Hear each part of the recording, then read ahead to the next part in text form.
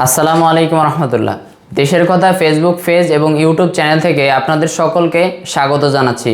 আপনারা ইতিমধ্যে জেনেছেন ভোলা এবং নোয়াখালীর বিভিন্ন অঞ্চল পানির নিচে প্লাবিত হয়ে গেছে। আমরা খুব ভারাক্রান্ত হৃদয় নিয়ে আরেকটি কথা আপনাদেরকে জানাতে চাই। ভোলাতে একটি লাশ দাফন করার জন্য নিয়ে যাওয়া হবে, কিন্তু ফেরি চলাচল বন্ধ থাকার কারণে সেই লাশটি ভোলাতে নেওয়া যাচ্ছে না। অবশেষে লাশটির শেষ ঠিকানা হলো চাঁদপুর। চাঁদপুরে এই লাশটি দাফন করা হবে। আপনারা একবার ভাবুন তো, আপনার বাবা অথবা আপনার মা, যার শেষ আশ্রয়স্থলটুকু হবে আপনার পারিবারিক কবরস্থান, কিন্তু আপনার সেই পারিবারিক কবরস্থানে আপনার বাবা মায়ের লাশ দাফন করতে পারতেছেন না, তখন আপনার কেমন লাগবে বলেন তো? আমরা দীর্ঘদিন ধরে ভোলা বরিশাল সেতু নিয়ে আন্দোলন করতেছি, কিন্তু দেশবাসী হয়তোবা জানে না আমাদের এই বেদনার কথা। দেশবাসী অনেকে আমাদের উপর বিরক্ত।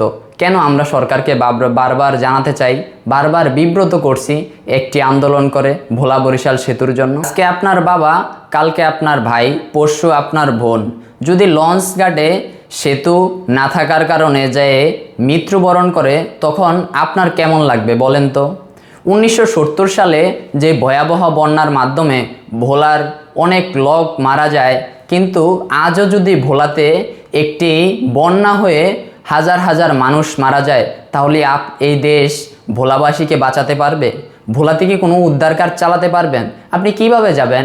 মাইলের পর মাইল নদী পাড়ি দিয়ে আপনি ভোলা থেকে মানুষ বাঁচাতে পারবেন না। একটি সেতুর জন্য ভোলাবাসীর দীর্ঘদিনের আর্তনাদ, আর কত চিৎকার করবে ভোলাবাসী চিৎকার করতে করতে দেশের কাছে গলা ফাটিয়ে ফেলেছে। সেই 2001 সাল থেকে আমরা একের পর এক শুনে আসতেছি যে ভোলা বরিশাল সেতু হবে, কিন্তু আজও আমরা দৃশ্যমান কোনো অগ্রগতি দেখতে পারি না। অন্তর্বর্তীকালীন সরকার এই ভোলা বরিশাল সেতু কি আমাদেরকে দিতে পারবে?